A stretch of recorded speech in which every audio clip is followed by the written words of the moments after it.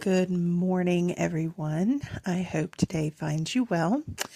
I am doing good and staying consistent, and so today I'm bringing you a short video of a dinner. I was going to try to do like a meals of the week type thing, but I only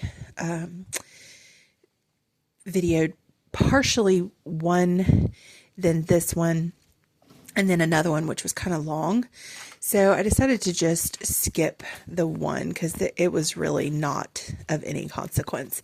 But this one is a good recipe, and this is the beef and broccoli in a crock pot.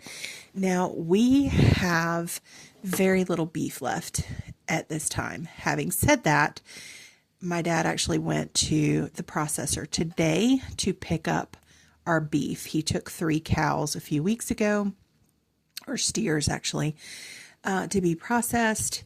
And so we will have beef soon. Yay. I'm super excited about that. But right now we've got just a few packages of, I think, some chop steak and a roast. And then the rest are like these odd pieces like beef knuckle bones and soup bones for broth and things like that. So I have not had beef in a while,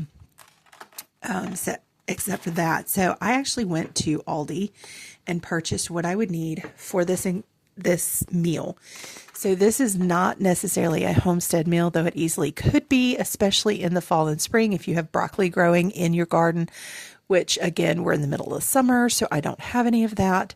So I purchased beef stew at Aldi because they did not have any flank steak or skirt steak or anything else that you would normally use for those thin strips of beef in a Chinese beef and broccoli. So the beef stew works beautifully, by the way. It's perfectly fine for this dish. So you want to put the sesame oil down on the bottom of the crock pot, like I showed you, and then put in your beef.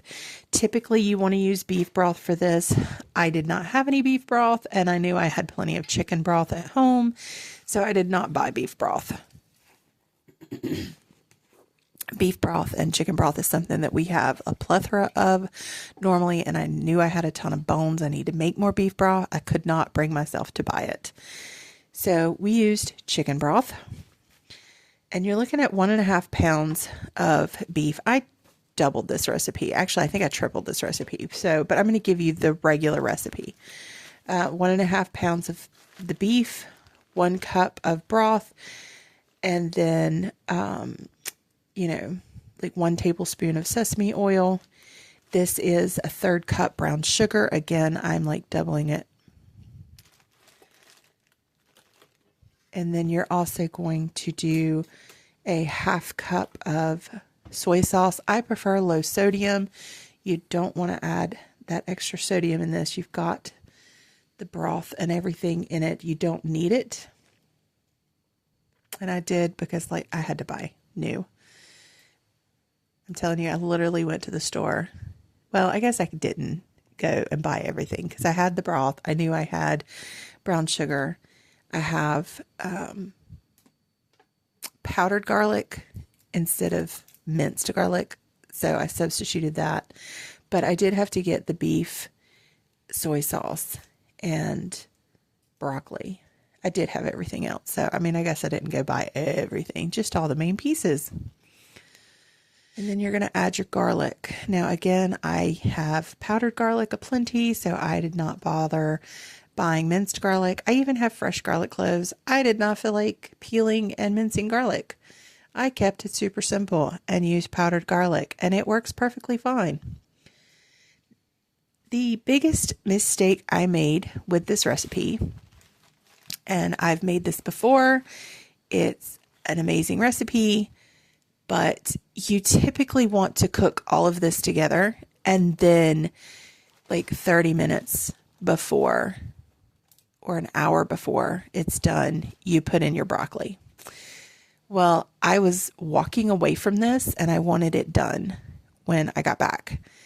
And so I wasn't even thinking about it. I was just like, I'm not going to have time to put the broccoli in at the last minute.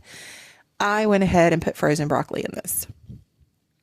It's totally fine. It just cooks down to almost mush. And so instead of having the big pieces of broccoli, once you stirred it up and you started dipping out of it, the broccoli just kind of became part of the sauce. So you had the flavor, just not the crunch of it. So that is the downside. Technically, you can do it. If you are low on time, add the broccoli just like I did and cook it all together and come home from work and it's ready. But if you have the time, the way it should be done, and the best way to do it is to wait until 30 minutes to an hour before, depending on if you're using fresh or frozen, and add the broccoli when you do, right before serving. And then you could do the cornstarch and the broccoli at the same time, actually, because I did the cornstarch right before I served, which is fine.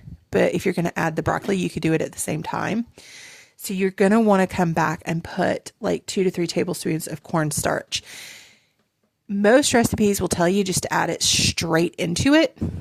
But if you make a slurry and like whisk it really smooth into water, so it looks kind of like glue, and then add it, it does so much better than just adding the powder straight to your soupy stuff. So serve it over rice and you are good to go. So I didn't have a good picture of the end product, but here you go. Enjoy, and I will see y'all next week. I've got a lot of fun videos and projects in the works.